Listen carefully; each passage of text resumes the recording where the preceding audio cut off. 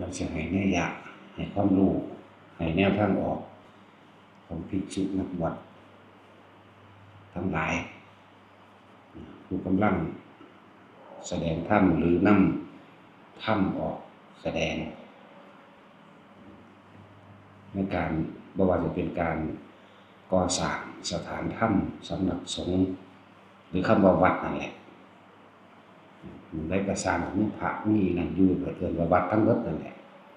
แต่ว่าทางโลกเขามาแยกแยะว่าเป็นที่พักสงฆ์มั่งสำนักสงฆ์มั่งวัดมั่งแต่อยู่เดียวในป่าในเขาเอิ้นวัดทั้งหมดนี่เพราะวัดมันคือวัดปฏิบัติก็ได้เรียนว่าวัดว่าอารามแบบเป็นสถานที่อยู่อย่างเดียวนั่นแหละให้ความรู้อย่างหนึ่งเวลาตอบโต้กับเขาพวกที่เขามาหาเรื่องต่างๆใส่คดีใส่ความต่างๆรีสอร์ทก็ยังไปสร้างในสถานที่วัดได้โอเวอร์แมนรีสอร์ทก็สร้างในสถานที่สปก.ได้เต็มทั่วประเทศไปเบิดโรงงานก็สร้างในที่สปก.ได้แม้กระทั่งป่าไม้หรือวรรณอุทยานก็สร้างได้แต่ว่าสร้างวัดสร้างสถานที่ปฏิบัติธรรมมันเป็นหยังที่สร้างบ่ได้นี่ให้เอาไป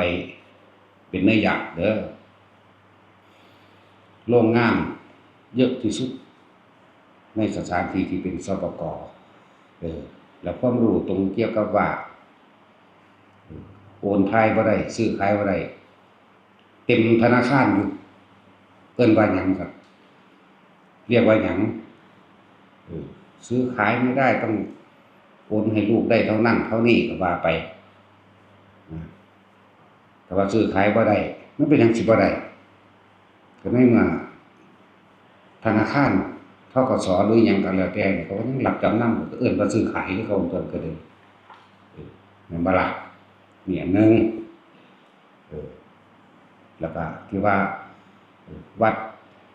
บุกรุกป่าไม้วัดตัวดีจังซี่กรมป่าไม้ของตัวดีครับบ่ร่วมเลยล่ะแล้วโรงงานปูนที่เขาไปเฮ็ดสัมปทานต่างๆขุดภูเขาทั้งลูกระเบิดหินต้นไม้มันบ่ทำได้ดอกครับนั่นแหละก็คือเฮ็ดได้ครับ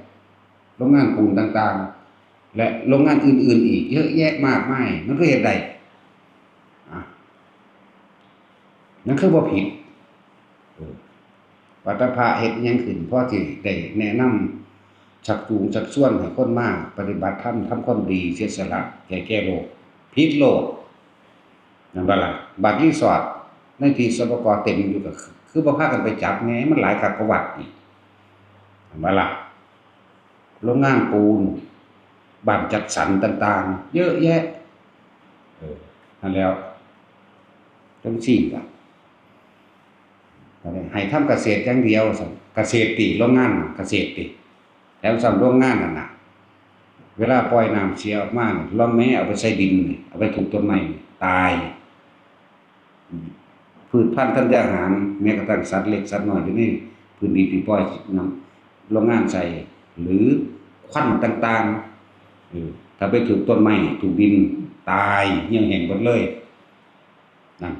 เสียหายกันขนาดนั้นบ่ละบาดถ้าว่าเกษตรกรชาวไร่ชาวนาเขาเผาป่าอ้อยเขาเผาเฟืองผิดมีความผิดจับปรับแบบนั้นแบบนี้สารพัดเนาะธรรมชาติย่อมจัดการธรรมชาติมันได้ไฟอันเกิดจากการไหม้ใบแห้งใบหญ้าก็โดยธรรมชาติเขาป่าไม้บ่แม่นสารพิษจากโรงงานบ่แม่นสารพิษจากควันที่เป็นควันพิษจากโรงงานฝนตกมาต้นไม้ต้นไหลก็ขึ้นมาคือเก่าแล้วก็ใหญ่เขียวงามกว่าเก่าอีกแต่ว่าถ้าร่องสารพิษจากโรงงานหรือควันพิษจากโรงงานแม้ไปทูใส่อยู่เบิดมื้อเบิดคืนบางหันเอาดินก็ปลูกหยังบ่ได้ต้นไม้ก็ตายเบิดนี่แหละจังว่าเปรียบเทียบเบิ่งเปรียบเทียบเอาพระที่สั่งสอนแสดงธรรมเขาจะเงินมาจากไสถ้าเขาบ่มาจากศรัทธาเนี่ยเห็นบ่ล่ะ เขาไม่ได้ไปรับจ้างเขาไม่ได้ไปขายเขาไม่ได้เฮ็ดอีหยังก็ต้องเอามาจากศรัทธาที่ผู้มีความเชื่อมั่นในการให้ทานที่มีความเชื่อมั่นในธรรมเขาก็เอามาจากหมู่หันตัวเขาจะไปโฆษณาแมงอีหยังหมู่หันนั่นแหละการสอนการให้ทานมันก็มีมาแล้วตั้งพระพุทธเจ้าคงทานศีลภาวนากล่าวทานตัวเป็นของวัดใจกันเองซะก่อนว่าเจ้าของมันขี้ไปนี่ที่นี่ทานแล้วก็ยังสิอยากได้คืนอยู่ท่านหาแม่มันยังสั่นอยากได้คืนโอ้เนาะ แต่พูดสั้นโอ้ยเอามาเชิญนะเฮา มาตัดสินไว้ผู้ใดกล้าว่ากูสิเชิญมันเอง มันบ่ได้สำรวมได้สิบอกให้ มันบ่ได้สนใจว่าไผสิมาเคารพนับถือเพราะว่าหยังผู้เฮ็ดให้เฮาบวชได้พระพุทธเจ้าบ่เป็นคนศรัทธาเฮาหรือบ่ศรัทธาเฮามรรคผลนิพพานก็อยู่ที่ตัวเฮาเฮ็ดเอาเองบ่ได้เกี่ยวอย่างหนึ่งนั่นแหละว่าให้ทางออกโรงงานเต็มทั่วประเทศนี่อยู่ที่สปกมาขนาดอยู่ในตัวเมืองแท้ยังมีสปกยังมีป่าไม้แม่ไปลื้อแท้แม่ถ้าที่ยึดขึ้นทั่วประเทศนี่ว่ามันยึดหม้องใดหม้องหนึ่งหม้องเดียวแล้วคำว่าบุกรุกนักข่าวก็เอาไปใส่คำว่าบุกรุกเหรอเด้เฮ็ดให้มันผิดแม่แล้วก็การแจ้งเรื่องการก่อสร้างเขาก็แจ้งเบิดตามกฎหมายแต่ว่ามันถูกกันแกล้งไปก็ดีของเฮาก็เจอมาซ่อนเสื่องเอกสารเฮาไว้3 ปีแล้วก็หาคนมาบ่ให้เก็บเฮ็ดเอ้าที่สูงๆคือบ่ให้คนเข้าซั่นแม่นบ่ล่ะบ่ให้หาหน่อไม้บ่ให้เที่ยวทางมันบ่แม่นทางเนี่ยที่ว่าประสบการณ์เฮาเองแลกเปลี่ยนกับผู้อื่นคือกันนั่นแหละสิมาหาหน่อไม้แม่งหยังอยู่ในที่ส่วนบุคคลอันนี้ซึ่งเป็นสาธารณประโยชน์สาธารณกุศลซ้ำแม่นบ่ล่ะซั่นก็มันคือบ่ให้เขาไปหาที่เจ้าของอันพวกแกล้งลักษณะนั้นก็ดีแม่นบ่ล่ะแล้วมันก็สั่งคือหยังหลายอย่างข่าวร้ายเนาะขายดีข่าวดีขายไม่ค่อยได้ข่าวร้ายน่ะขายดีเสียก็ยังได้วันธรรมดาเด้ใส่ข้อความปั้วขึ้นมาบุกลุกป่าเนี่ยบุกลุกป่าจังซั่นสปก.มันเป็นจัดสรรที่ดินให้เกษตรกรทำกินคำว่าทำกินก็บ่แม่นให้แต่ปลูกของเกษตรอย่างเดียวเลยเนาะเฮ็ดโรงงานก็ได้เต็มทั่วประเทศนี่แหละจับเข้าในสัตว์พาเอาไปมาเลยกลายเป็นผู้ร้ายของสังคมคนกินยาบ้าเต็มดูสูเขาบอกไปแกล้งกินยาบ้าขายยาบ้าปล้นจี้ขาสูเขาบอกไปแกล้งแม่นบ่ล่ะถ้าผู้เพิ่นสิสั่งสอนแสดงธรรมแน่มีเรื่องล่ะหาเรื่องใส่เพิ่นล่ะ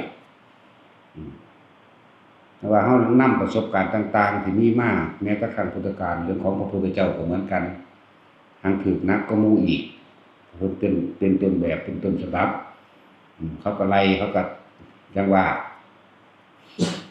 ทุกๆองค์นั่นแหละถูกไล่นะเพิ่นเอาพ่อได้รู้จักนี่ครูบาชัยวงศาจารย์จังซี่พระข้างภาคเหนือก็ดีครูบาศรีวิชัยจังซี่คือรายละเอียดมันนี่เฮามันเฮาบ่เคยเห็นเพิ่นเฮาบ่ทันเพิ่นลึกซึ้งคือหยังนี่เด้เขาทำลายเพิ่นครูบาศรีวิชัยครูบาขาวปีโจนบ่บวชบ่ได้เอาสุดขาวมาใส่แบบพระทุกองค์นั่นแหละหลวงปู่มั่นมื้อนี้ก็ถูกใส่ก็ไปทางถูกไล่หลวงปู่บัวมื้อนี้หลายองค์มา70-80องค์ที่มานี่อำเภออำนาจตะกี้ก็ไปไล่เพิ่นอีกโดยมื้อนี้ก็มีจากว่าหม่องเฮาอยู่นี่นะเขาจะก็อยู่เป็นจุกไปหม่องละ20-30องค์อำเภอหัวตะพานนี่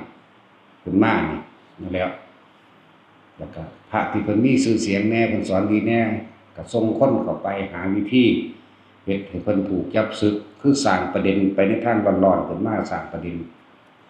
แล้วก็หาเรื่องเอาจนเพิ่นสึกได้สึกแล้วได้บัดนี้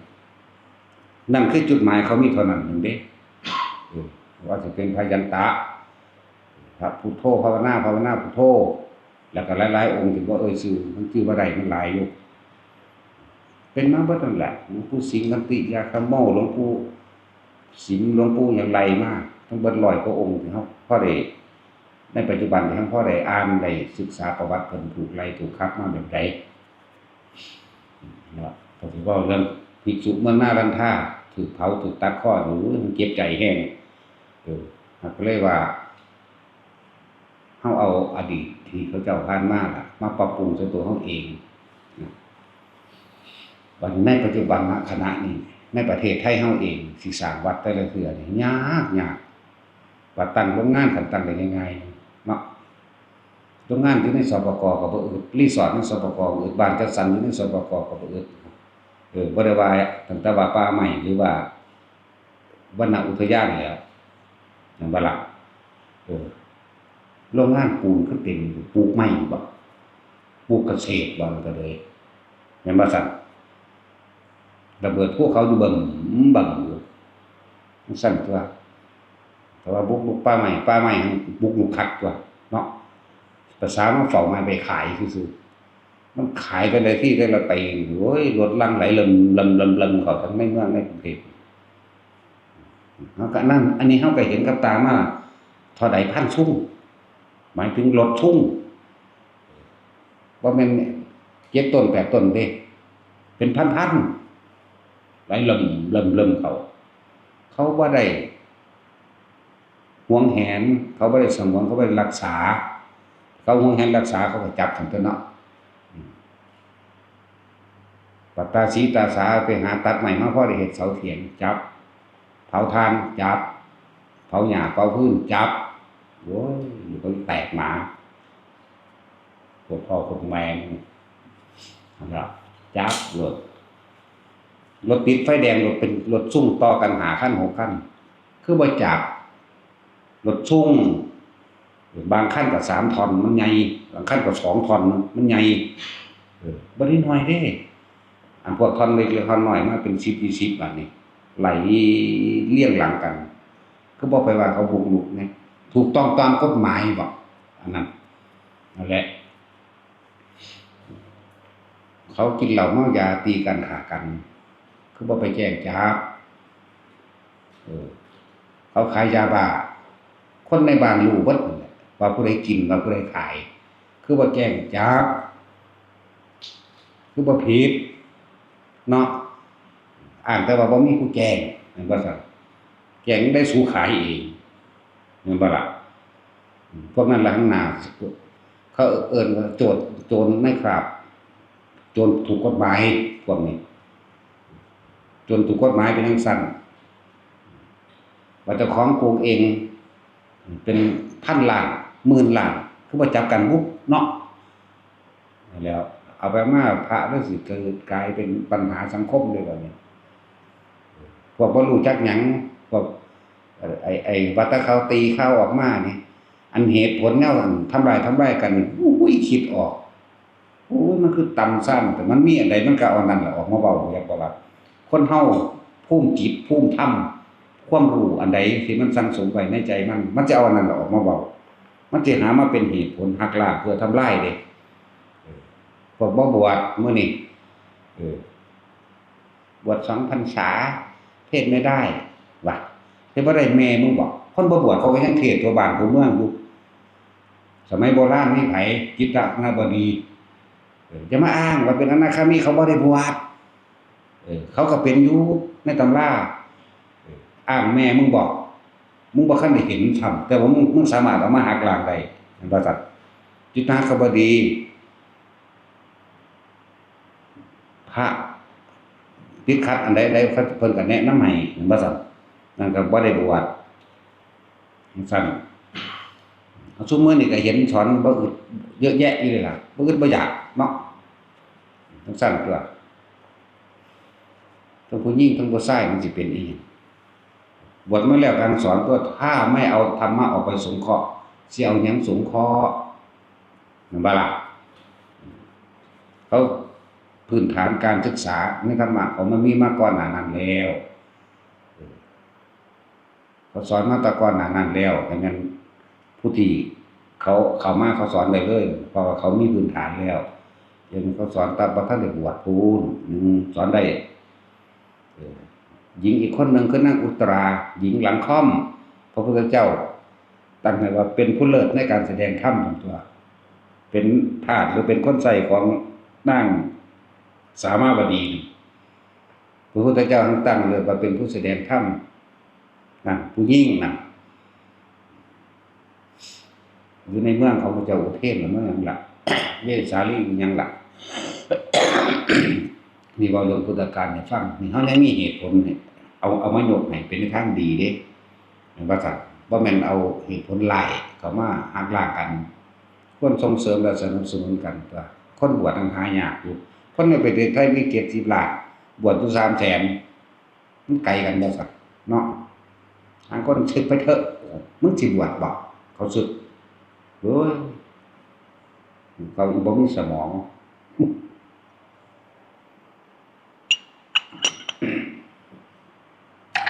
และกระบวนการซอกก่อนทำลายในพุทธศาสนาคนที่ทำหน้าที่นี่ก็คือคนที่เอาโลกคำว่าตำรวจมาบังเอาอำนาจหน้าที่ว่าผมทำตามหน้าที่นี่จริงๆในใจลึกๆมีอีกอันหนึ่งอยู่ในหันแหละนักข่าวก็เหมือนกันช่วยกันรักษาศาสนาแต่ออกข่าวไม่แต่ออกหลายๆเห็นปะเมาเหล้าพระดังว่าสั่นพระวัดดังจังหวัดนครปฐมพระวัดดังจังหวัดนครสวรรค์ดังทั้งใดกูคือบ่ฮู้จักเนาะถ้าว่าหลวงตาบัวหลวงปู่หมั่นหลวงปู่ฝันดังอันนั้นเฮาฮู้จักอยู่อันนี้ดังนี่หยังทั้งสั่นหลายอย่างเด้ที่เขานำมาหักล้างเพื่อให้เกิดประเด็นกระแสไปในทางลบทางทำลายนะตั้งที่คำว่าสถาบันความชาติโดยพุทธศาสนาสูงสุดแล้วแต่พระมหากษัตริย์ก็ยังกราบพระไหว้พระแต่ว่าคนเอามากเกิดกลายเป็นประเด็นหรือเป็นปัญหาของสังคมเนาะพระมหากษัตริย์ก็ไหว้พระนี่แม่นบ่สั่นตัวแล้วพุทธศาสนากับครูประเทศไทยมาตั้งแต่ยุคสมัยภิกษุธรรมโสดมั่งเนี่ยก็คู่กันกับไผกูก็พระเจ้าตากบอกแล้วอีกผู้นึงไผบัดนี่หลวงพ่อธรรมโชติเป็นบอกหรือไปอีกพระวรรณรัตน์บัดปลาแก้วจังซี่ก็คู่กันกับพระนเรศนั่นบ่ซักนั่นเด้ล่ะผู้พากันตะกอตั้งประเทศไทยมาได้ก็ดีเนาะสั่นตัวการศึกษาออกมาทางใดก็บ่ออกมาจากวัดตะกี้ก็ลงเรียนวัดแม่นบ่ล่ะสิจักโคตรพอคนใหม่นี่เฮาหาแต่แนวดีๆหาแต่แนวให้ทุกคนสบายใจแล้วก็ผู้ที่ถูกกล่าวตูใส่ร้ายมีทางออกของทั่วประเทศนี่ที่ดินที่มันเป็นสปก.มันมีหลายกว่าโฉนดเด้แล้วโรงงานหลายๆโรงงานตั้งอยู่สปก.คือบ่ไปตรวจคือบ่ไปจับคือบ่ไปลือแม่นบ่ล่ะหลายโรงงานโพดทั่วประเทศนี่แหละพระที่มาเฮ็ดพ่อซ้ำนี่น่ะว่าทำลายป่าแต่บ่มีพระเอาแต่มึงมีป่าซะล่ะ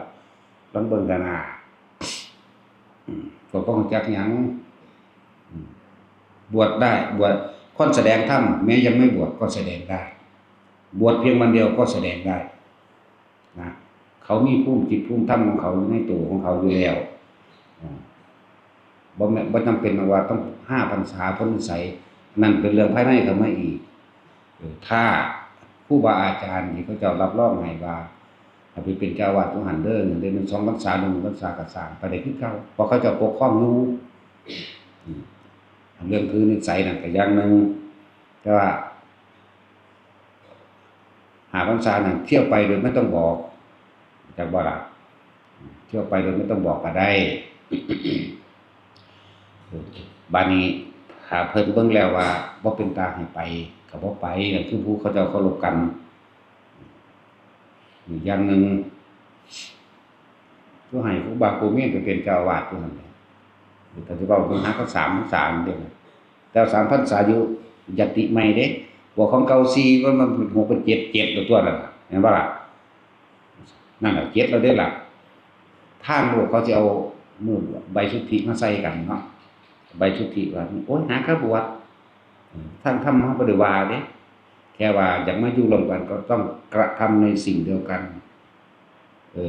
มีศรัทธามีความเชื่อมีความเห็นและทัศนคติและการปฏิบัติเป็นสิ่งเดียวกันมันจึงจะอยู่ร่วมกันได้เพราะพระวินัยนี่เป็นเครื่องให้อยู่โดยปกติสุดเป็นเครื่องเรียกว่าระเบียบ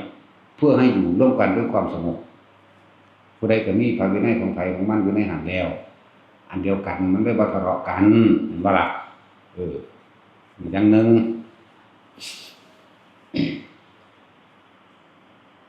เรื่องใบประกาศที่บอกให้บ่มีความหมายนะเรื่องใบประกาศนักธรรมดีโทเอกหรือใบประกาศปทนั่นปทนี่ถ้าคนมันสิเลี้ยวสยางใบประกาศมันบ่ได้มีผลอย่างใดเรียกแต่ว่าเอามาอ้างหรือปกป้องตนเองเวลาทำผิดซื่ออ้างว่ากูเรียนปทนั่นปทนี่พระพุทธเจ้าบ่ได้จบปทใดหรอก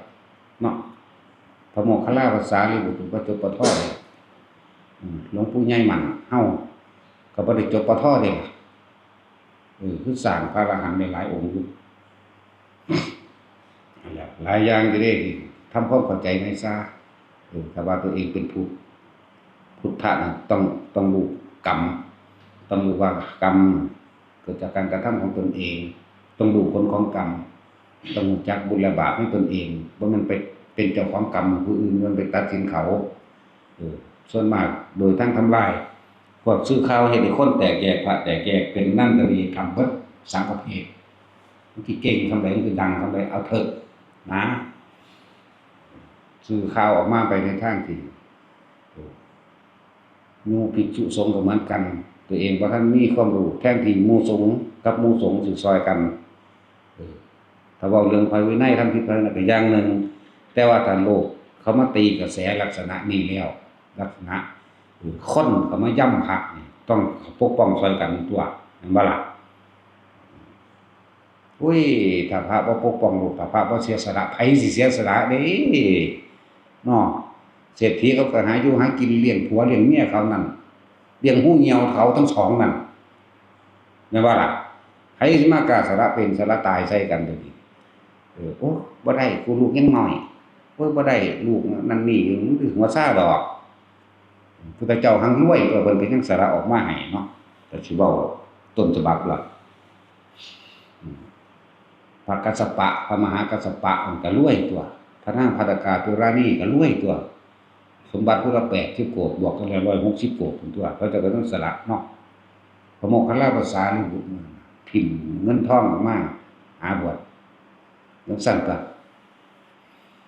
หลายอย่างก็ดอกนี่ให้ความรู้อย่างหนึ่งพอได้เป็นแนวไปต่อต้านกันสู้ได้แล้วเว้ยเนาะบ่แม่นแล่นเฮ็ดแต่นำเขาอันใดที่บ่แม่นพระวินัยกูบ่เฮ็ดนำก็แล้วกันเอาชีวิตก็แลกโลดนะ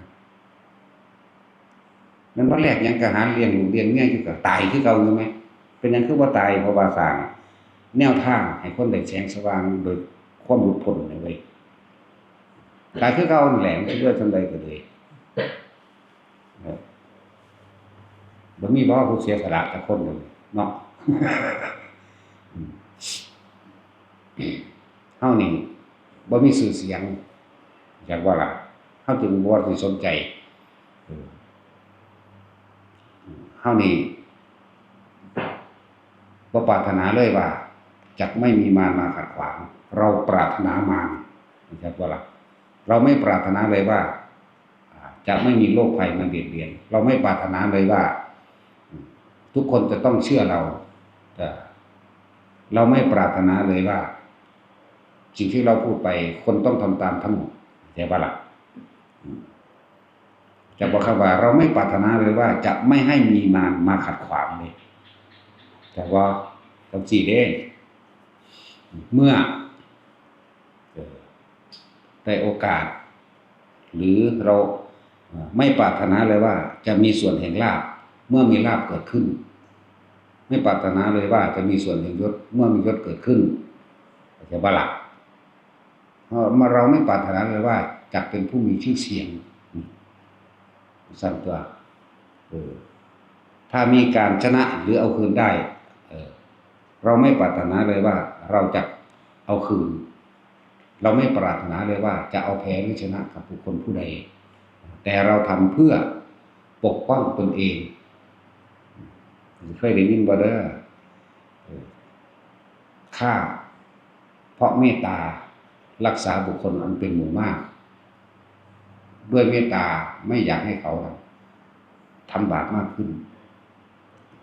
ฆ่าร้อยเอาล้านฆ่าหนึ่งเอาล้านจากว่าล่ะคนนี้เป็นคนเลวฆ่าคนมาก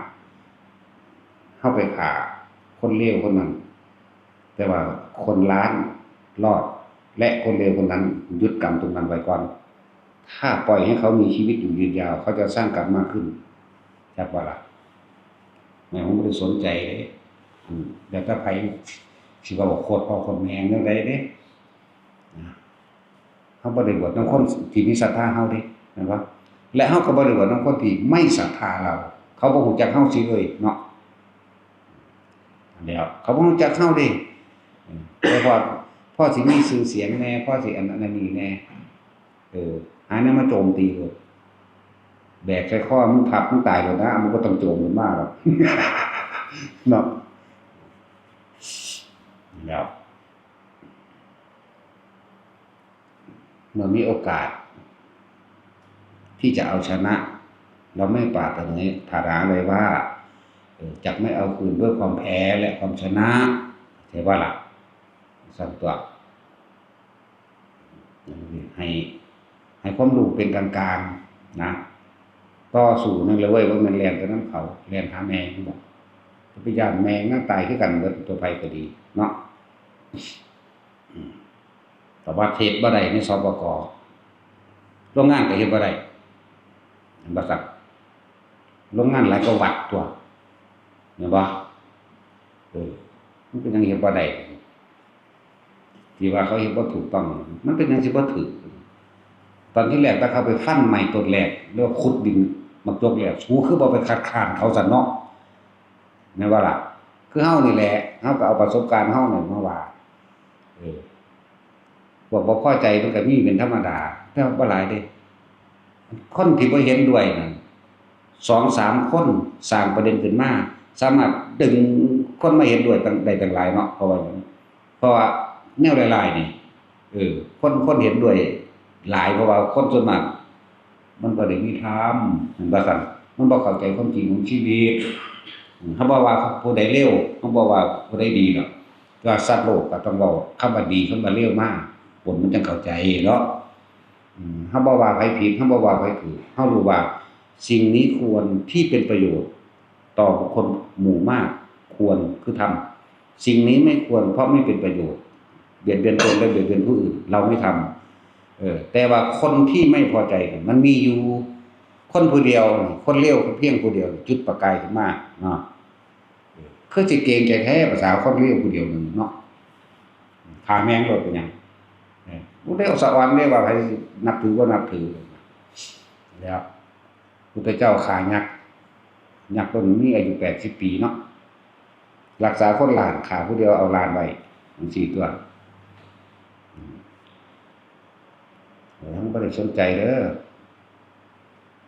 นี่คือให้ทางออกพอเฮาเบิ่งแล้วแต่ละอันแต่ละหมู่บางทีก็ไปเกิดอยู่อุดรกรมป่าไม้ไปยึดอย่างนั้นไปยึดอย่างนี้ทำผิดกฎหมายสู้ขายที่ละเป็นร้อยสู้พันสู้คือบ่ผิด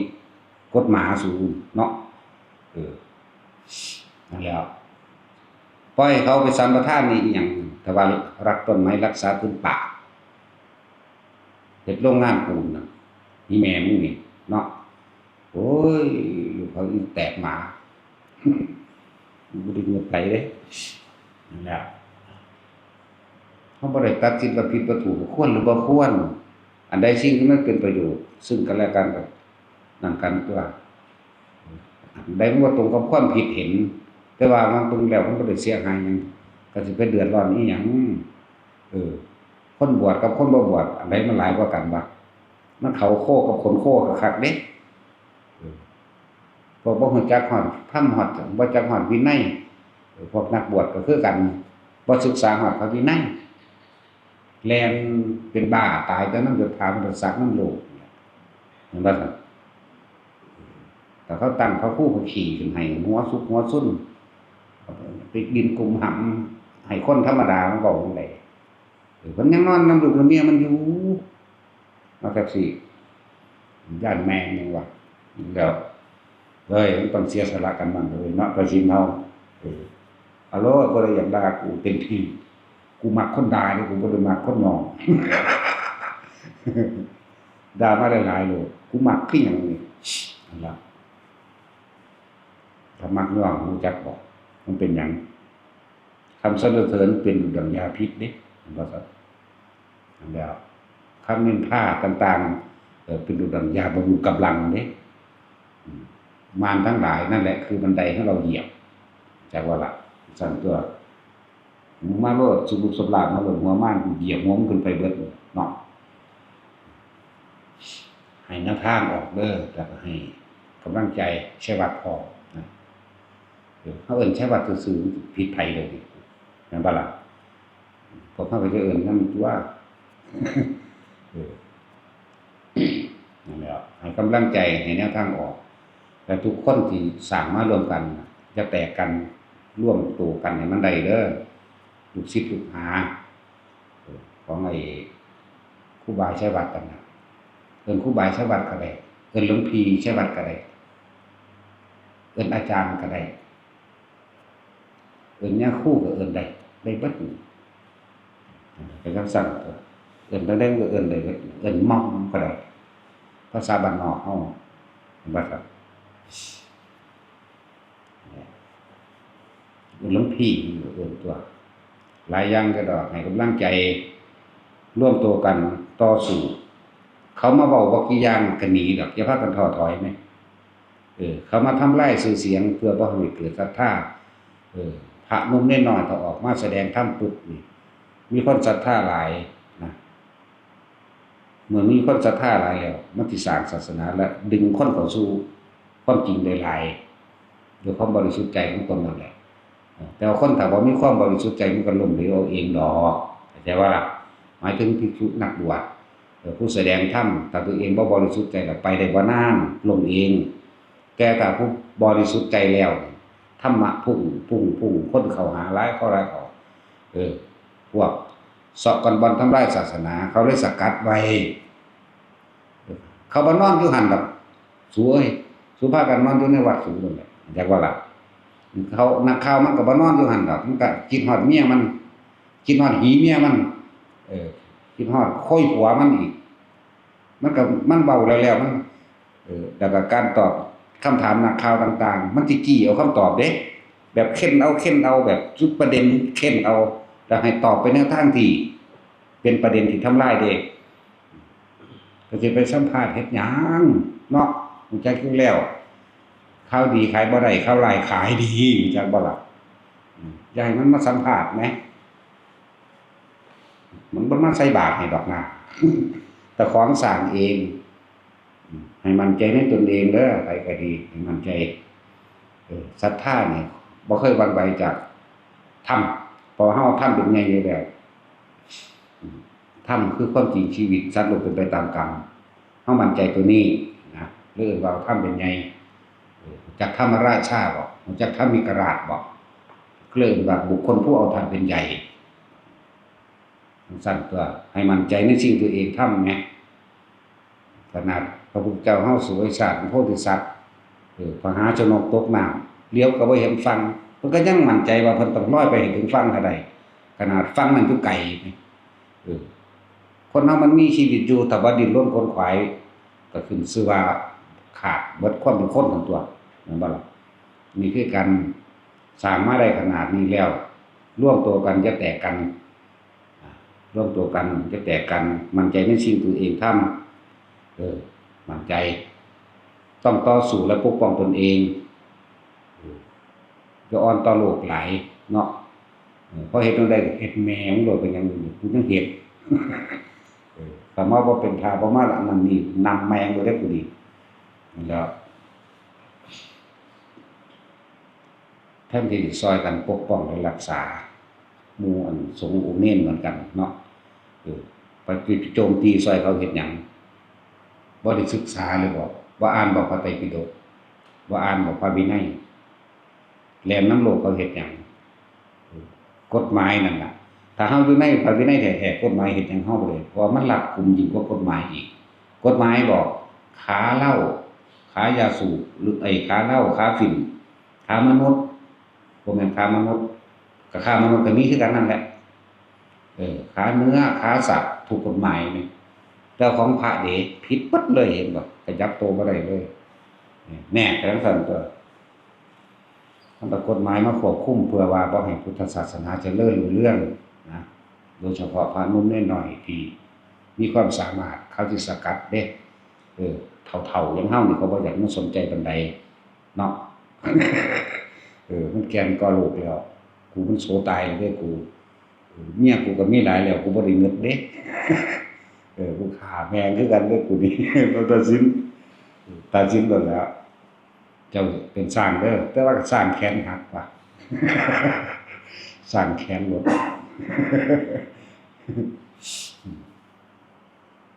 จั่นล่ะให้กำลังใจต้องตั้งใจมุ่งมั่นสู่จุดหมายที่ปรารถนาให้ได้อย่าเลิกอย่าท้อถอยกำลังใจจริงๆนั่นน่ะมันเกิดที่ตัวเองได้ที่มันมั่นคงเชื่อมั่นตัวเองเชื่อมั่นในธรรมของตนเองเชื่อมั่นในธรรมคำสอนของพระเจ้าเด้กำลังใจจากผู้ใดเขาให้กำลังใจบางคนไปอยู่เมืองนอกเขาบ่เคยเห็นเฮาซ้ำก็มีก็ถือว่าดีเออแต่ว่าสิถือสิเอามาเปรียบเทียบอย่างหนึ่งคนที่ด่าเฮาก็บ่เคยเห็นเฮาบ่เคยมาเฮ็ดกับเฮาคนที่ให้กำลังใจเฮาก็คือกันบ่เคยเห็นเฮาก็คือกันแต่ว่าทั้งสองนั้นเสมอกันสู้ตัวเราเองไม่ได้จักว่าล่ะแล้วซั่นตัวให้เชื่อมั่นให้มีศรัทธามุ่งมั่นสู่จุดหมายที่ตัวเองปรารถนาด้วยความเพียรความพยายามและความอดทนของอย่างก็ไปตามโลกมันหลายเฮาเบิ่งพระวินัยของเฮานำไปเฮ็ดตามพระวินัยแบบกฎหมายโลกเอาผิดบ่ได้จักอย่างดอกเขามาตั้งขึ้นมาเพื่อหวังทำลายที่เขามาสร้างกระแสนี่เด้อเบิ่งอดีตที่ผ่านมาเขาพยายามทำลายวัดธรรมกายนี่เห็นบ่ล่ะเขาพยายามทำลายอาจารย์คึกฤทธิ์นี่ที่เฮาเห็นอยู่เดี๋ยวนี้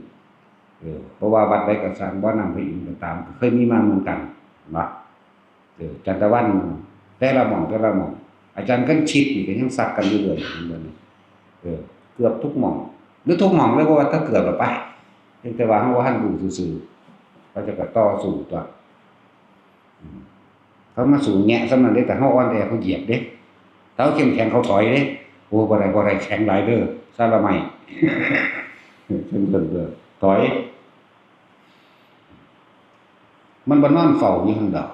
ตำรวจก็ดีก็อ้างแต่ว่าพวกผู้พิทักษ์สันติราษฎร์นั่นน่ะว่าผมตำรวจผมทำตามหน้าที่บ่แม่นเนาะแต่เพื่อเงินก็มี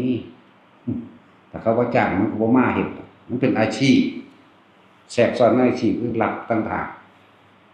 มันโกงกันเป็นเท่าใดหมื่นล้านอยู่เนาะซื้อขายตำแหน่งกันเท่าใดฆ่ากันนั่นตำแหน่งเท่าใดขายยาบ้าแข่งกันก็เท่าใดอีกนี่แหมย้านแมวหยังคนเร็วๆซื่อๆหรือย้านเด้คนที่เฮาย้านคือคนที่ดีคือคนที่สร้างประโยชน์ต่อผู้อื่นนี่เป็นตาย้านคนมีคุณธรรมจึงเป็นตาย้าน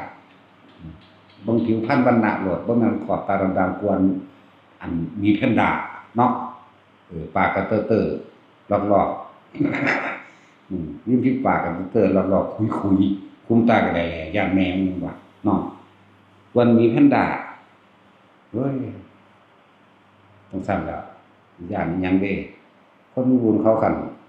ผิวพรรณผ่องใสจิตใจเบิกบานเบาสง่าผ่าเผยบ่ได้มีแหล่เหลี่ยมพวกจังซั่นทุกอย่างก้าวมีแต่การวางแผนทั้งเบิดนั่นแหละวางแผนที่จะเอาเงินจังไดเฮากินจังไดเฮานะก็ร่วมๆแมงเบิดไปก็ดีพวกป่าไม้ตัวดีเนาะ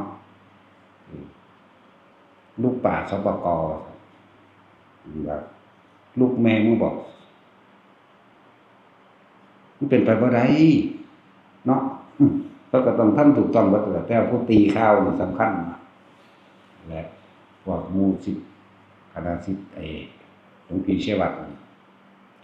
จะแตกกันเด้ร่วมตัวกันต่อสู้เด้คนอื่นคือหลวงพ่อนี่ก็บ่ได้ไปเห็นนำเด้ให้กำลังใจเห็นบ่ซับให้แนวทางซื่อๆเด้สู่ตัวเองบ่ได้กำลังใจสร้างได้จากตัวเองได้หมดมันมั่นคงบ่ล่ะทั้งสั้นบ่ต้องไปรอความหวังจากไผบุคคลใดก็ช่างถ้ายังยื่นมือขอความช่วยเหลือจากผู้อื่นบุคคลนั้นย่อมไม่เป็นอิสระต้องสู้โดยลำพังตนเองสั้นตัวแต่ว่าบ่โดยลำพังหรอกเฮาก็เบิ่งคือนี่แหละพอไปกูก็เลยพากันฝนมีดฝนดาบไปซะก่อนธนูปืนหอกปืนไฟซะก่อนหอกดาบแล้วลาวแหลมพอสู้ตัวเนาะสู้ทำตายนั่นแหละบ่สู้ก็ตายอยู่แม่เนาะถ้าเขาหาเลี้ยงลูกเลี้ยงเมียเขาบ่รู้จักสิไปแย่งให้แย่งหน้ากันผิดกันลึงตึงตืดทั้งพี่น้องเขาแล้วก็ตายไปเขาก็ตายตัวเนาะอันนี้เฮาตายเห็นเป็นมิตรเอกมีติบุคคลนั่นเลยเนาะให้เป็นเนติเป็นแบบอย่างนี่เฮาเอาอย่างพระพุทธเจ้าเด้สนใจเด้เนาะเนติเฮามันมีอยู่แล้วแบบอย่างเฮามีอยู่แล้วพระพุทธเจ้าเท่านั้นปรึกษากันสามัคคีกันตัวเด้ออย่าท้อถอยอย่าอ่อนแอความพ่ายแพ้อ่อนแอนั่นน่ะบ่มีสำหรับบุคคลที่มีชัยชนะเด้คนเข้มแข็งเท่านั้นจึงมีชัยชนะที่ย่อมแพ้แต่โศกชะตาเด้โศกชะตาที่บ่แม่นเฮากำหนดมันเป็นไปบ่ได้เด้ใช่บ่ล่ะจะไปหาเสือเด้ภาษาโศกชะตาเสือหาแมงภาษาตีนกว่าเตะดินเนาะให้เชื่อมั่นในตนเองเชื่อมั่นในตนเองทำไปเท่าตายเฮาก็เฮ็ดไปตายอย่างนี้นี่เฮาบ่ได้เฮ็ดไปใช้อีกเนาะให้กำลังใจแนวทางให้แนวเอามาต่อรองและคัดงานซึ่งกันและกันในเมื่อเฮ็ดวัดบ่ได้รีสอร์ทบ้านโรงงานก็เฮ็ดบ่ได้เข้าใจบ่ล่ะเฮ็ดวัดมันคือแม่ยากแท้เฮาบ่จะเว้าถึงศาสนาอื่นๆแม่นบ่ล่ะก็เบิ่งเอาพิจารณาเอาตัวเฮาเว้าเฉพาะเฮาพิจารณาเอาเขายังสอนให้ฆ่าคนได้กูก็สอนให้คนฆ่าแต่ว่าฆ่ากูบ่ได้ก็แล้วกันนะเพราะว่าหยังกูฆ่ามันก่อนคือเขาว่าโอ้ยไปหันไปนี่บ่ยันเขาฆ่าบ่ไว้มึงฆ่าเขาบ่เป็นบ่ตัวเด็กเป็นสัตว์นี้เด้ตัดสินไปไปทางนั้นทางนี้มึงเฮ็ดจังซั่นมึงบ่ยันเขาฆ่าบ่เด้กูยันแต่กูฆ่าเขาเป็นสัตว์เด้มันคนหมื่นแสนล้านก็ไม่ได้กลัวเท่าตัวเราเองเด้อคนเป็นหมื่นเป็นแสนเป็นล้านไม่น่ากลัวเท่ากับตัวเราเองเข้าใจว่าล่ะตัวเฮาเองมันน่ากลัวที่สุดจริงๆเด้บ่แม่นนักเลงบ่แม่นข่มเหงบ่แม่นมีอำนาจเข้าใจบ่แต่ว่ากรรมเข้าใจบ่ได้นี่ที่เฮามาเกิดตัวนี้ก็เรื่องของกรรมผลของกรรมว่างกรรมบ่ทันได้เป็นบ่ทันกรรมนั้นได้บางการกระทำในจิตในใจในเจตนาพันใดมันก็เลยต้องมารับผลของกรรมนั้นสืบไปเนาะแล้วมาเกิดก็มาเกิดเองอยู่ตัณหาอุปทานตนการสิบ่เกิดกับตัวเองกันตัวเฮ็ดบ่ให้ตัวเองเกิดแม่เนาะบ่มีผู้ใดมาดลบันดาลให้เฮาเด้บอกว่าให้กำลังใจเด้อในหมู่ในคณะทั้งหลายเหล่านั้นนี่หยังหลวงพ่อนี่ซอยได้หลวงพ่อก็สิซอยนะบ่ทิ้งคนในศาสนานี่เหมือนจะทะเลาะกันแต่ว่าเว้าเรื่องพระวินัยสมมุติหมู่สงฆ์ทั้งหลายนี่เหมือนจะทะเลาะกันแต่ความจริงใจของเฮาคือถ้าตำหนิแล้วก็ตำหนิด้วยพระธรรมอันนี้ไม่จริงอย่าเอาความเชื่อไปหลอกไปขายไปงมง่ายเห็นบ่กับเขาด้วยพระวินัยอันนี้ผิดอันนี้ถูกเข้าใจว่าล่ะผิดกับผิดพระวินัยบ่แม่นผิดใจเฮาเด้ผิดคำสอนของพระพุทธเจ้าเหมือนจะทะเลาะกันในวงในแต่ถ้าเกิดวงนอกออกมาอุบาสกอุบาสิกาผู้ไม่ประพฤติธรรมเฮาก็ต้องเข้ามาปกป้องรักษากันตัวบ่แม่นปล่อยปละกันทิ้งเนาะซั่นแล้ว มึงยังมาหากูนี่กูสะอ่อนไผดอกเนาะกูสะอ่อนเท่าพระพุทธเจ้าเออให้กำลังใจแล้วก็ให้แนวทางถ้ามันสร้างวัดบ่ได้ก็ว่าลูกสปกโรงงานบักหลายๆถ้ากันไปจับโรงงานก่อนถ้าสิลื้อบางอย่างนั้นสถานที่ราชการก็เป็นของเป็นอยู่ในป่าไม้พร้อมแล้วก็อยู่ในสปกพร้อมบ่ว่าสิเป็นโรงเรียนนะนั่นว่าซั่นว่าสิเป็นโรงงานบ่ว่าสิเป็นหลายๆอย่างบ้านจัดสรรรีสอร์ทสนามกอล์ฟพุ่นน่ะลองเบิ่งให้วะโอ้ยมึงแน่จริงไปเอาเขมรขึ้นมาตัวแม่นบ่ล่ะ4จังหวัดนั่นแหมมันถ้าเว้าแยกๆออกตะกี้มัน5จังหวัดพุ่นเด้พัทบองศรีสุพนโพธิสัตว์หยังอีกล่ะเสียมราชแล้วก็พิบูลสงครามมันมีจังหวัดพิบูลสงครามพร้อมเด้แต่ว่ามันรวมกันเข้าอยู่ในเป็นจังหวัดเสียมราชคือบ่เก่งซั่นกับพวกจังซั่นเนาะไปเถอะแม่บักใดมีหน้าที่ก็เลยโอ้ยลูกก็อีสันดานหมาโอ้ยบอกว่ากูจะฆ่าพวกนี้เลย ไปเอาขึ้นมาแต่แม่เขาหอดแผ่นดินเขาหอดต้นไม้ตัวสปกอยู่บ่ล่ะเนาะแต่ขึ้นมาใน4หลายจังหวัดแล้วมันทะเลาะกันเองหยังอยู่นี่เห็นบ่ล่ะโอ้ยถ้าพ่อบ่เสียสละถ้าพ่อพระบ่ซอยลูกบ่สงเคราะห์ดอกไผสิมาซอยไผสิมาสงเคราะห์ตรงนี้บ่เห็นว่าอีนั่นอีนี่บักมันบักนี้แลมเอาเงินส่วนตัวเจ้าของไปซอยดอกเห็นบ่อันพวกเขามาหาเรื่องมื้อนี้มันไปซอยไผน้ำท่วมมันคือบ่เสนอหน้ามีโคราชเลย มีแพนด้าเลยบ่เห็นค่าสู้กันเองแย่งชิงตำแหน่งกันอยู่ค่าปกป้องตนเองในเรื่องทุจริตอยู่เนาะเอ้ยผู้ละเป็นเท่าหมื่นล้านก่อนที่เป็นตำรวจมีเงินเท่าใดบ่เท่าใดดอกบัดเป็นมาแล้วจัก10กว่าปีมาป๊าดโท 2,000 ล้าน 3,000 ล้านเงินเดือนแม่มึงบ่สิได้เดือนละพันล้านปานนั้นบ่เนาะเฮ้ยเว้าพาแล้วสูงว่ะ นั่นแหละให้กำลังใจเด้อแต่ละคนที่กำลังต่อสู้กับคนที่บ่มีธรรมอย่าย้านก็ตายว่าย้านก็ตายแต่เอาตายเอาคนตายนี่แลกกับธรรมแลกกับความจริงแลกกับอุดมการณ์แลกกับอุดมคติทัศนคติคนตายเพื่อรักษาผู้อื่นหนึ่งคนตายเพื่อรักษาพุทธศาสนาหรือได้สร้างคุณประโยชน์ตายด้วยความอิ่มเอิบเบิกบานใจอย่างต่ำๆกับสวรรค์ชั้นดุสิตแปลว่าหยังอิ่มและเบิกบานใจดุสิตแปลว่าจังซั่นเด้อดุสิตานี่แปลว่าผู้มีความอิ่มเพราะว่าได้สร้างประโยชน์ต่อผู้อื่นนั่นแหละเพื่อบ่หวังสิ่งใดตอบแทนอิ่มเอมปิติเบิกบานนั่นแหละพวกนี้ก็เว้าจังซี่แน่ละเว้ยเนาะก็ว่าสร้างวัดยากสร้างโรงงานก็บ่ยากสร้างสนามกอล์ฟก็บ่ยากบ้านจัดสรรก็บ่ยากว่าซั่นมันไปใส่ใบประชาคมมาแต่ทางใดอยู่นี่นั่นบ่ล่ะซั่นตัวหลายหลายอย่างเลยเด้มันจะเฝ้าจ้องจับผิดตั้งแต่พระตั้งแต่กูนี่ล่ะเห็นบ่บาดอันอื่นๆเนี่ยเขาฆ่ากันพุ่นไปสงบระงับแล้วไปหยังโจรภาคใต้ก็ดีเนาะไปสงบระงับแหน่เขาบ่ได้ฆ่าคนได้อยู่นี่เห็นบ่ครับพวกในศาสนาพุทธนี่บ่ได้สอนให้คนฆ่าคนเด้มีแต่เฮานี่แหละ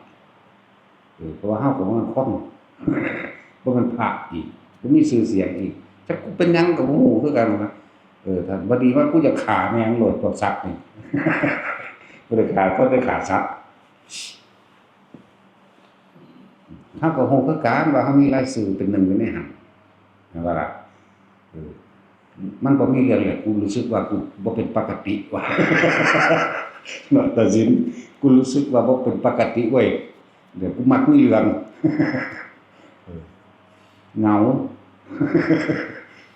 เนาะตัดสินรู้สึกเหงาเฮาก็เลยโดนแล้วเด้ ถ้าทำใจรองรับไว้แล้วว่าคิวต่อไปก็มีอยู่แล้วนะบัดนี้เขาจะเอาตัวใดมาใส่เฮาเท่านั้นหาระเบิดมาไว้กำยัดใส่ปากมันโลดกอดมันนั่นแหละนี่จำได้เลยต้องบอกแล้วตัวว่าเฮาบ่เคยปรารถนาเลยว่าจะไม่มีมารมาคัดขวางจะไม่มีคนมาคัดขวางไม่เคยปรารถนาเลยว่าจะมีผู้เห็นตามไม่เคยปรารถนาเลยจะมีเฉพาะบุคคลผู้สรรเสริญยกย่องเราไม่ต้องการคำสรรเสริญยกย่องเราต้องการคำด่าเขามักแบบนี้ยิ่งด่ายิ่งมีปัญญาจังว่าล่ะจังว่าบอกคือเด็กน้อยมาถามหลวงพ่อเขารังแกผมเขาตีผมบักนั้นเป็นจังไดมันใหญ่กว่าผมสู่มันบ่ได้เอาเรื่องนี้ออกกำลังกายซ้อมมวยฝึกมวยเด้อออกกำลังกายมันแข็งแรงฝึกเอาน้ำโทรทัศน์ก็ได้น้ำโทรศัพท์ก็ได้ฝึกไปเดินกายแต่กำลังกายแข็งแรงได้แต่มันแข็งแรงสูงเขาเลยสูงเลยบ่ได้ให้ยอมแพ้ได้อันนี้ใช่ว่าล่ะแต่ถ้าเขามีฝีมือมีกำลังแล้วจงปกป้องผู้อื่นได้ด้วยเด้อครับในการว่านั่นแล้วแต่ร่างกายอ่อนแอก็ออกกำลังกายมันเกิดความแข็งแรงบำรุงร่างกายกับของมันแข็งแรงมีกำลังขึ้นถ้าถูกรังแกแล้วเอาเปรียบแบบนี้ในเรื่องอื่นๆต่าง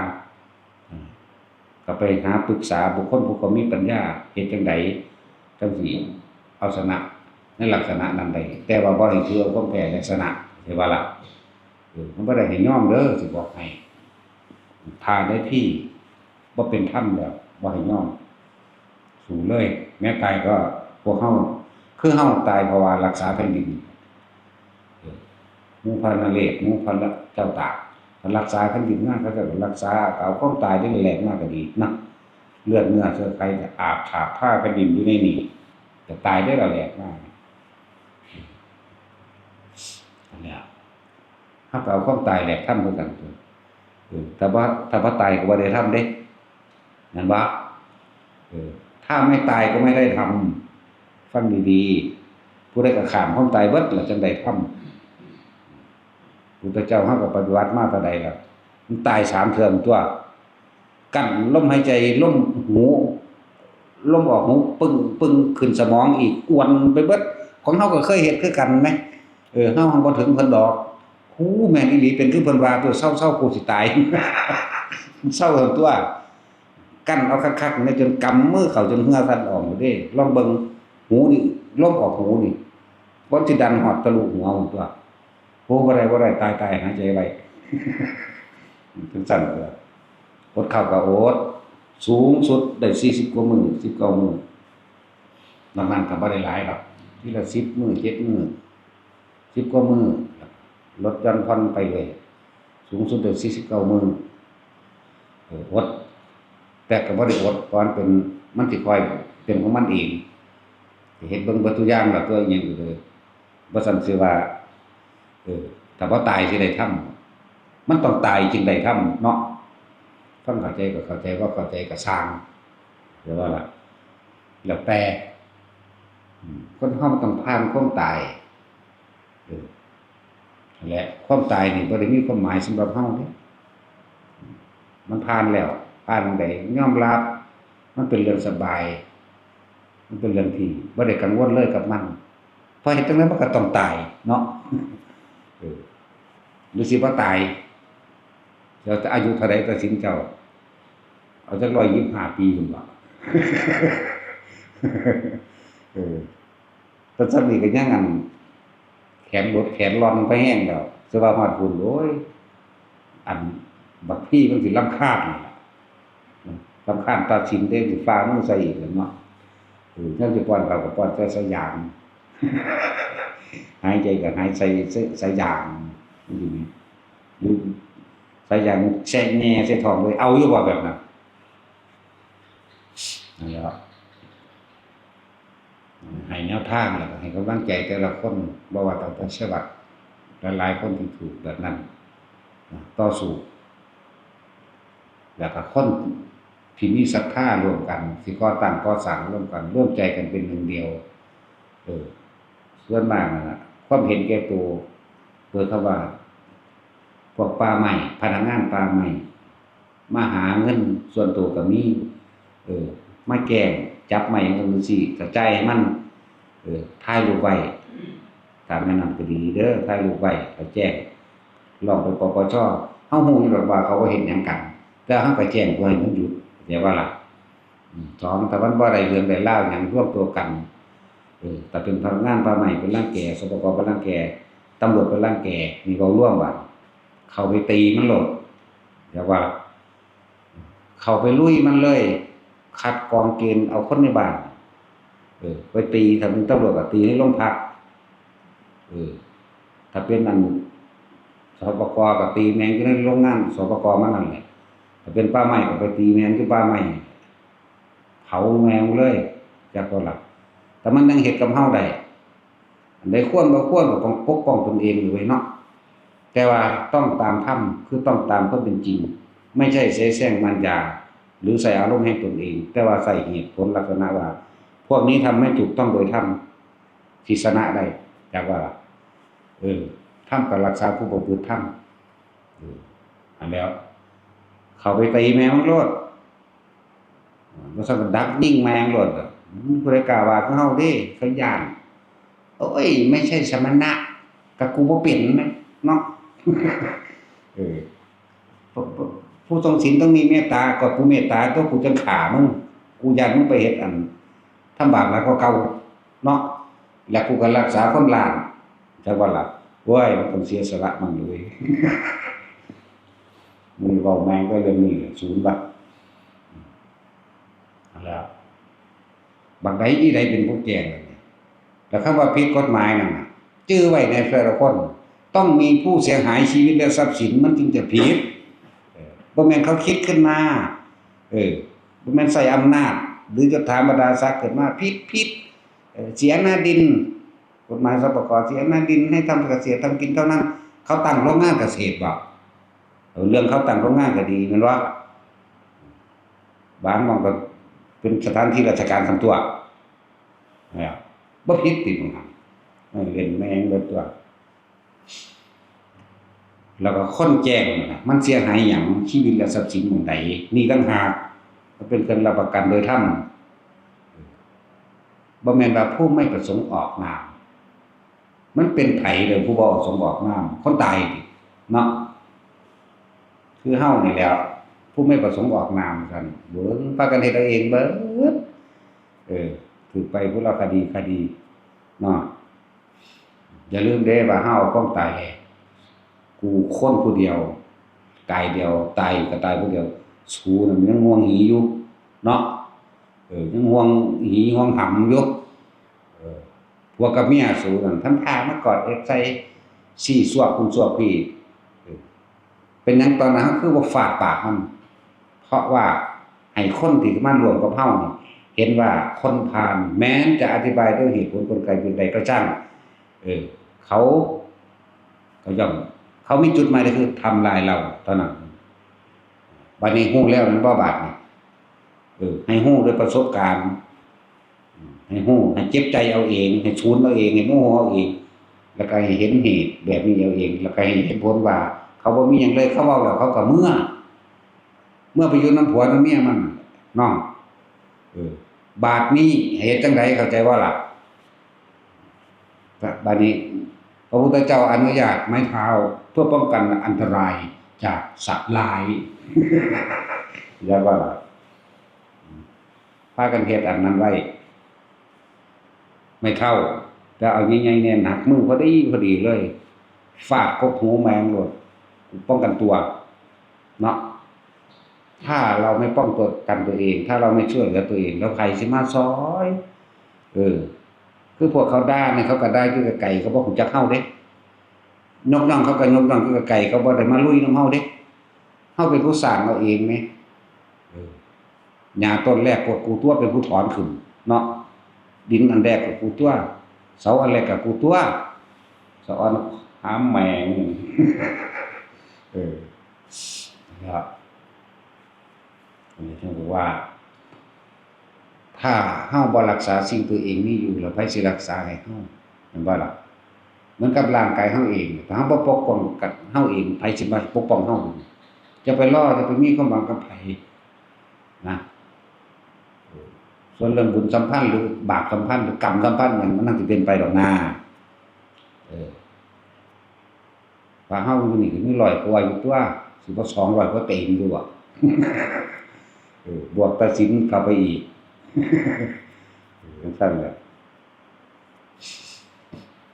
แต่มันเกิดเหตุการณ์เฮาก็ร่วมพ้นกันคือเก่านั่นแหล้วเนาะ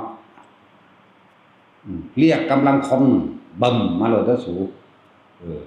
ไผมีอาวุธทางใดก็นำแมงโลดแค่ตายนี่แหละไผก็เลยมันสะอ่อนแมงเด้เห็นมาหลายอันหลายอย่างแล้วจักมันก็พอตายแล้วล่ะเฮาก็เลยพอตายแมงก็เกิดแตะโดนแล้วพอตายแตะโดนแล้วเด้มันบ่ตายเนาะอยากแต่ตัดสินเท่านั้นเด้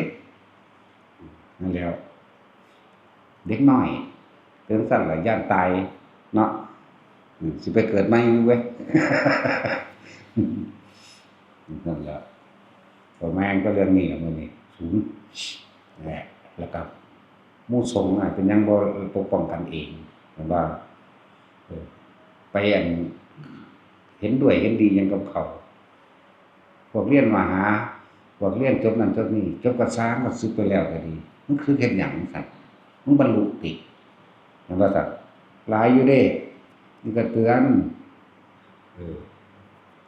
เตือนคือกันนั่นแหละถ้ามึงแน่จริงก็มึงบวชใหม่ติเนาะก็ใส่ความรู้เก่าๆนี่ก็ใส่ได้เด้ล่ะจังซั่นแล้วแต่พวกว่าผิดพุทธสูมาบวชทำไมเนาะก็สุว่าแต่นักบวชผิดหลายก็เด้บักกินเหล้าเมายาเปิดเพลงบึ้มไล่ตีกันทวนๆกันบ่ไปจับบ่ไปแจ้งขายยาบ้าเต็มบ้านเต็มเมืองคนในหมู่บ้านเขารู้กันดีคือบ่ไปจับคือบ่ไปแจ้งเห็นบ่ซั่นแต่ว่าสปกเฮ็ดวันนั้นๆนี่จังซั่นจังซี่โรงงานเยอะแยะบ้านจัดสรรก็เยอะแยะคือบ่จับคือบ่แจ้งตำรวจขี้โกงเยอะแยะคือบ่จับคือบ่แจ้งนั่นบ่ล่ะเห็นสัตว์กันแต่ในข่าวนัวเนียอยู่เอาไปมาค่อยเงียบลงแล้วนั่นบ่ล่ะบัดลุงสางไปเฮ็ดตัดไม้มาเฮ็ดฟืนกันจับอีหลีเด้ตัวสูงอย่างเด้นั่นล่ะว่ามันทั่วให้มันทั่วไปโลดแล้วมันมีทางออกแน่ไผก็ดีทางออกที่ดีอย่างหนึงกฎหมู่เด้อกฎหมู่เบิ่งเอาณสถานที่ใดวัดผู้ใดสร้างร่วมกันให้มันได้ผู้ใดเป็นผู้แจ้งผู้ใดเป็นผู้เสียหายชีวิตและทรัพย์สินถ้ามันบ่เสียหายชีวิตและทรัพย์สินก็ไปนำผู้นั้นน่ะผู้แจ้งน่ะซะก่อนถ้าตำรวจเข้าข้างก็ตีตำรวจไผเข้าข้างก็ไปตีแมงผู้นั้นแหละมันย้านคือหยังนี่ดอกสิเบิ่งแนวเวลาจนผู้ไร้เบิ่งเด้อพวกตำรวจเด้อเขาตีกันทำงานวัดนี่พอแต่เห็นปุ๊บเฝ้าหนีซะก่อนเด้ผู้รักษาความสงบอีหลีหามึงนี่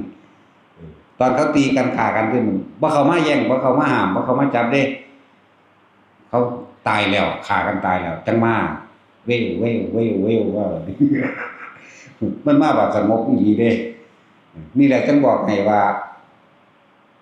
มันย้านตายเนาะเขาตีกันน้ำวัดน้ำว่าเขาตีกันเขายิงกันอยู่หั่นถ้าบ่แล้วนี่เขาบ่เข้าไปเด้เอาพวกเจ้าว่าเอาคนทั้งโลกนี่เห็นบ่ครับอีมันซั่นล่ะ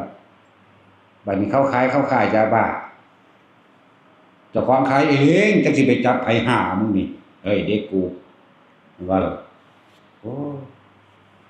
สั่งคือหยังกูสั่งตำรวจก็หมู่ในโลกนี่อันที่2กูสั่งปลาใหม่พอไปก็ประสบการณ์มันพอจังซั่นแหมแล้วกูออกมาใหม่ๆไปมาไปเห็นฝุ่นติดที่หน้ากระจกอิหยังบังทัศนียภาพจะจ่ายที่นี่หรือจะจ่ายที่โรงพักจะจ่ายที่นี่200แต่ไปจ่ายโรงพัก400บาทโอ้ยอยู่เขาแตกหมาเอ้ยก็พอแต่จังซี่ครบเบิดบ่ว่าสิป้ายของผมบ่ว่าสิทะเบียนบ่ว่าสิอิหยังมีประกัน นี่ตาสินเคยพอว่าเป็นประจำทุกคนที่ขับรถได้นี่พอปึ๊ดเนาะกำเงินหยองๆโยนไปจังซี่เขาให้ผ่านเด้แล้วมันก็แล่นตุ้งๆๆเก็บเอาของมันใส่กระปิบกูพอจังซี่กูพอจังซี่แล้วนะใส่ลายให้ได้ล่ะใส่สิประสบการณ์ตัวเองเห็นนั่นแหละเขาก็ยังเฮ็ดให้เฮาเสื่อมได้เฮาก็ฟาดแม่มันได้คือกันตัวพวกเขากินภาษีประชาชนซั่นตัวแม่นบ่ล่ะมีแต่เงินพวกเขาสู่ผงชูรสน้ำปลาเด้ล่ะพวกเขาเติมน้ำมันเด้ล่ะพวกเสียภาษีให้แต่ว่าเสือกเอาขาบหยดหยังต่างๆจากเงินเสียภาษีของเฮามาคมเฮาเอาหลายกว่าเก่าอีกว่าบ่พอกินเขาก็ปลูกอ้อยปลูกมันแข่งเฮาพร้อมเนาะมีกิจการต่างๆแข่งเฮาพร้อมมันกูซักคือหยังพวกนี้บ่ได้ฮักดอกเพราะเอาเปรียบคนรังแกคนนะมันก็มาขอดูพร้อมเด้เนาะขอดูโอ้ยพอถึงจังว่ามันมาสารบักหามื้ออื่นมันเป็นวันหยุดจักแม่นอีหยังนั่นแหละหลายอย่างนะป่าไม้ก็หาจับเอาน้ำชาวบ้านคนเก็บเห็ดแน่คนเอาฟืนมาเฮ็ดเผาถ่านแน่เฮ็ดเฮือนเล็กๆน้อยๆแต่ว่าขาย100สูงพันสูงล้านสูงบ่จับ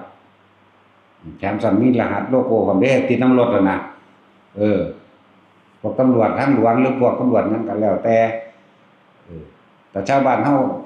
บรรทุกเกินในจักหน่อยจับเอารถเข้าไปพุ่นเนาะบ้านพวกเขาเด้บัดเขาสิมีรหัสเด้เขาสิติดไว้ตั้งในจุดใดจุดหนึ่งของรถแล้วมึงเอมเท่งอยู่รถคันนั้นสิบรรทุกได้บ่เกิน12ตันกูฟาดแม่ง25ตันเอมเท่งอยู่ต่อมายาวว่าซั่นเจ้ยเป่าลูกบิดปี๊ดๆให้ไปว่ารถมอเตอร์ไซค์ย้ายสีมาทางแสดงมานะกันน็อกโอ้ยเว้าอยู่กูจะถีบบ่จักบาทบักนักไปเลยเนาะแล้วเสื่อมเสียมีไว้พวกนี้ไว้คุมเหงบ่เป็นผู้พิทักษ์สันติราษฎร์เด้เนาะบ่ได้พิทักษ์เด้ผู้เอาเปรียบผู้ข่มเหงผู้กดขี่ข่มเหงประชาชนราษฎรผู้ทำให้ราษฎรไม่สงบแต่เขาขายยาบ้าก็บ่ไปจับเขากินเหล้าเมายาเปิดให้มึงก็บ่ไปจับเฮ้ยหลายอย่างโพดเนาะเว้าให้แนวทางเพื่อเป็นการป้องกันตัวเองด้วยไปก็ดีอย่างนั้นก็ร่วมตัวกันคือว่าพวกข้าราชการมันกินเงินภาษีเฮาดอกจักบ่ล่ะเฮาพระนี่ก็ประชาชนผู้หนึงคือกันชื่อของบักหลายคือกันนั่นแหละนะเห็นบ่ล่ะแล้วเสียภาษีคือกันก็อย่ามันเอาสีจังซั่นสีกากีมันสีหยังเอามันผู้รับใช้หรือเป็นตัวแทนของคำว่าข้าราชการเป็นตัวแทนองค์เพื่อที่จะรับใช้ราษฎรนี่เพราะมันข่มเหงนี่อย่าเก่งหลายเด้เนาะมันบ่ได้หลายสำประชาชนเด้ลุ่มแมงลงไปหยัง สีดินเด้เพิ่นให้ติดดินเด้เพิ่นให้เป็นผู้ประสานสมานมิตรเด้บ่แม่นมาข่มเหงเอาเด้นั่นแหละต้องพาไปทุดงค์สิบอกป่าไม้นี่ไล่พระออกจากป่าไม้เนาะเก็บเงิน20 บาทนี่นะโมมันโยนมันหย่องๆมันโยนลมพัดไปแล่นเอาแม่สลดสังเวชใจเด้เดี๋ยวเว้าตามความจริงถ้าเฮาอยู่ผู้หนึงไล่เขาคือว่าเขาตกหมื่นลมโขดหินขาหักขาแพงมากโอ้สงสัยแล้วเดี๋ยวเขาจะเฮ็ดคือหลวงปู่สารเนาะหลวงปู่สารเป็นทุดงค์พกปืน2 กระบอกแต่ละตายแล้วล่ะกับพ่อใหญ่เฮานี่แหละแต่บ่พกก็บ่ได้ต้องป้องกันตัวเพิ่นว่าธรรมดาบ่ท่านพกรถถังได้ก็พกรถถังเนาะเนาะตัดสินเจ้าครับเด้อเอาสมาทานซะ